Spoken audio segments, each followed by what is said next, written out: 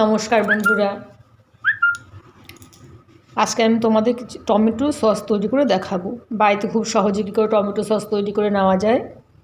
এখানে আমি নিয়েছি কিছু টমেটো আর নিয়েছি অল্প একটু বিটরুটটা নিয়েছি ভালো কালার আসার জন্য। এখানে কয়েকটা শুকনো লঙ্কা আমি একটু গরম জলে ভিজিয়ে রেখেছিলাম। শুকনো লঙ্কার বদলে তোমরা পাকা কাঁচা লঙ্কাও নিতে পারো।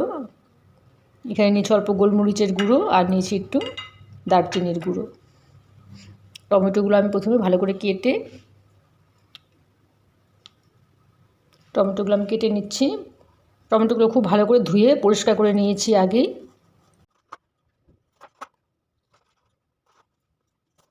টমেটোগুলো আমি 4 টুকরো করে কেটে নিচ্ছি। টমেটোগুলো সব আমি কেটে নিয়েছি। বিটরুটটা আমি একটু ছোটো ছোটো করে কেটেছি। টমেটোগুলো আমি সেদ্ধ বসিয়ে দিচ্ছি। দিয়ে দিলাম টমেটো, বিটরুটগুলো আমি দিয়ে দিলাম। যে শুকনো লঙ্কাগুলোকে আমি ভিজিয়ে রেখেছিলাম, ভেজানো শুকনো লঙ্কাগুলোও দিয়ে দিচ্ছি। এখানে দিয়ে দিচ্ছি কয়েকটা পাকা লঙ্কা, একটা পেঁয়াজ আমি ছোটো ছোটো টুকরো করে নিয়েছি, আর নিয়েছি 1 টুকরো আদাটা একটু গ্রেট করে নিয়েছি, আর নিয়েছি কয়েক কোয়া রসুন।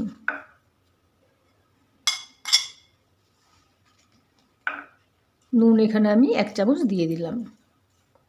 দিয়ে দিচ্ছি অল্প গোলমরিচের গুঁড়ো, আর দিয়ে দিচ্ছি 1/2 চামচের মতো দারচিনির গুঁড়ো। দিয়ে ঢাকা দিয়ে মিডিয়াম ফ্লেমে আমি টমেটোটাকে ভালো করে সেদ্ধ করে নেব। আমি আলাদা করে আর জল দিলাম না, টমেটো দিয়ে অনেক জল উঠবে। 30 থেকে 35 মিনিটের মতো আমি টমেটোটাকে সেদ্ধ করে নেব।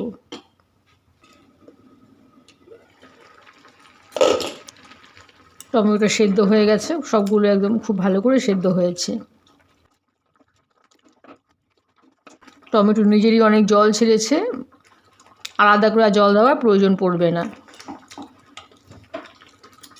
গ্যাসের চুলাটা বন্ধ করে টমেটোটাকে আমি একটু ঠান্ডা করে নিচ্ছি। টমেটোটা ঠান্ডা হয়ে গেছে, আমি একটা মিক্সি জারে নিয়ে নিচ্ছি।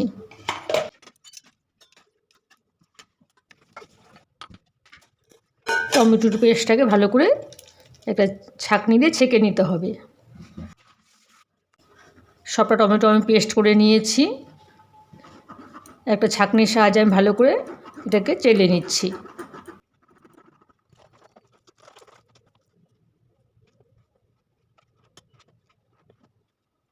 দেখো একদম পিওর টমেটো পিউরি তৈরি হয়েছে। টমেটো পিউরিটাকে আবার আমি বয়েল করে নেব। এখানে দিয়ে দিচ্ছি আমি 100 গ্রাম চিনি, দিয়ে দিচ্ছি 1 চামচ কাশ্মীরি লাল লঙ্কার গুঁড়ো। কাশ্মীরি লাল লঙ্কার গুঁড়োতে কালারটা খুব সুন্দর হবে। দিয়ে আবারও ভালো করে ফুটিয়ে নেব।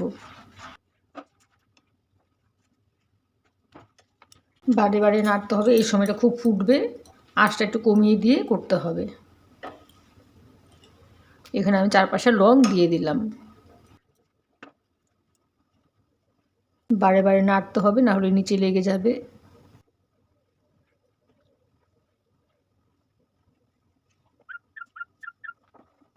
এখানে আমি দিয়ে দিচ্ছি 1/2 কাপ হোয়াইট ভিনেগার।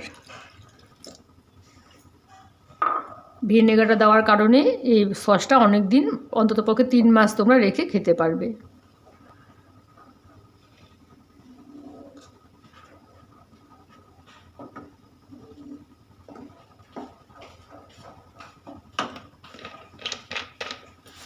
এই হোয়াইট ভিনেগারটা আমি দিয়েছি।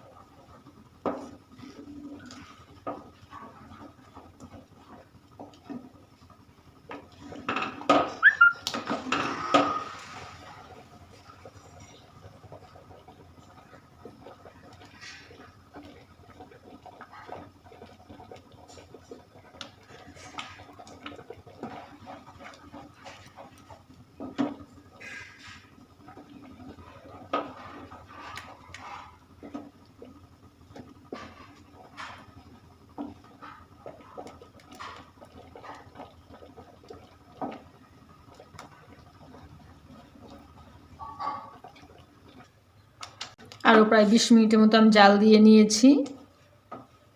ভীষণ ছিটে আসে এখন, এই সময়টায় খুব সাবধানে করতে হবে। আমি তোমাদের দেখিয়ে দিচ্ছি সসটা তৈরি হলো কি না, সেটা দেখিয়ে দিচ্ছি। একটা প্লেটের কিনারে আমি একটু রেখে নিচ্ছি। দেখো সহজেই চলে আসছে, আরও একটু লাগবে, তৈরি হতে সময় লাগবে।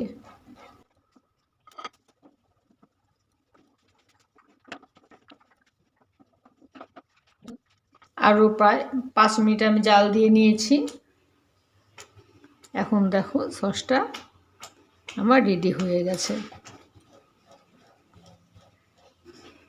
সসটা নামিয়ে আমি একটু ঠান্ডা করে নিচ্ছি।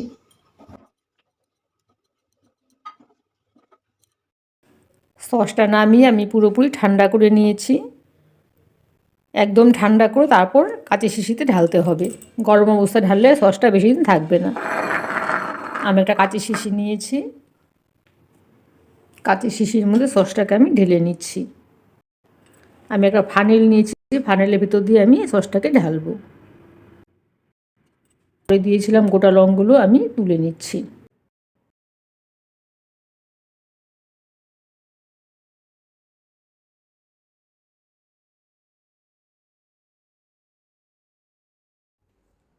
সসটা আমি সব ঢেলে নিয়েছি।